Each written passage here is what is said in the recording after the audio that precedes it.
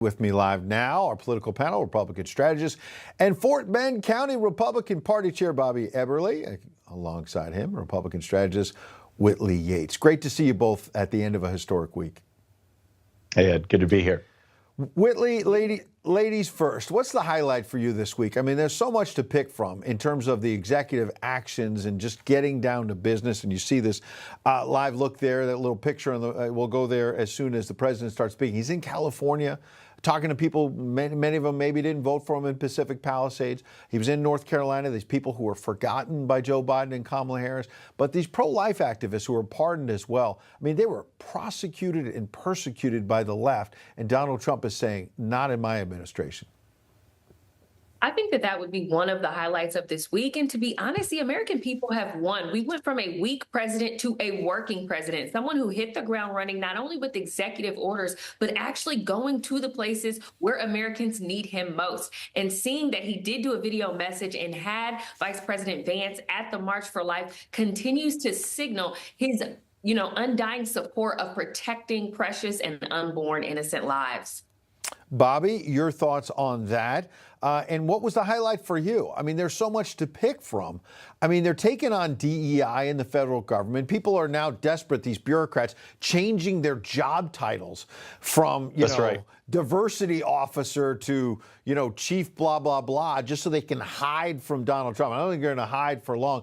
Target today announced they're doing away with their DEI programs and initiatives.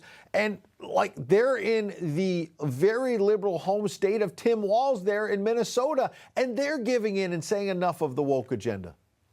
Yeah, exactly. Well, there's a couple of highlights, things that stand out. One, running my county party, I wanted to be up there with you guys in Washington, D.C., but I was back at home. We had an inauguration party watching the swearing in, and we had 200 people, and the emotions on everyone's faces that all of this hard work has actually paid off, and we get a president who's going to move forward, and you hear his speech, and it's like, this guy's not messing around.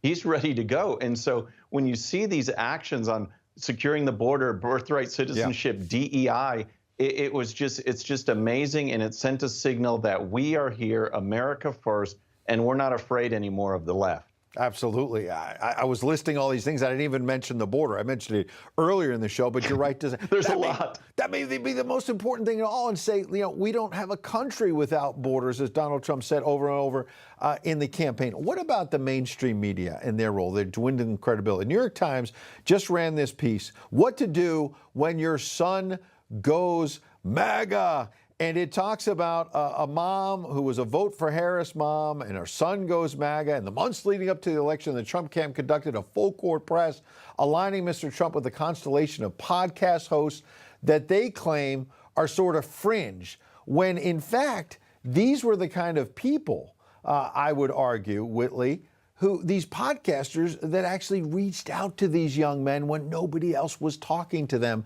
except Donald Trump and Joe Rogan and the others. Mainstream media is treating the MAGA movement like a malignancy, when really it is a transformational ideology of Americans who really want America to be the best nation ever. They want their president to not only work for them, but to work with them and not continue down the path where we had open borders and where we had a president who didn't know his left from his right. And so now that we have a move of strength in America, a movement of sovereignty and safety, specifically at our border, I think it's interesting that mainstream media is treating this like an illness or a disease. I'm not surprised, but it is disheartening. You're right, because Bobby, the article is talking about, the son comes home from college and mom notices a red hat in his room, and what happened? He was radicalized. Maybe just he or she, in some cases, was just woken up to the actual facts rather than the indoctrination from the left that we used to see on the campuses.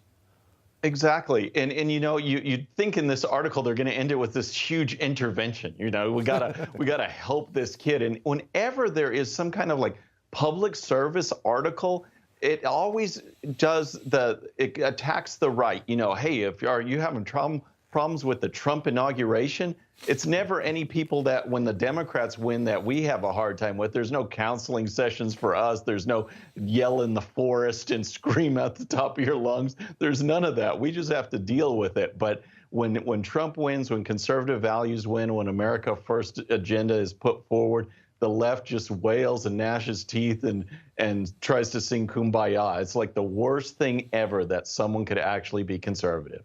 There are no crying rooms when the Republicans lose. That's right. Whitley, Bobby, we appreciate your time. Have a good weekend. Thanks a lot.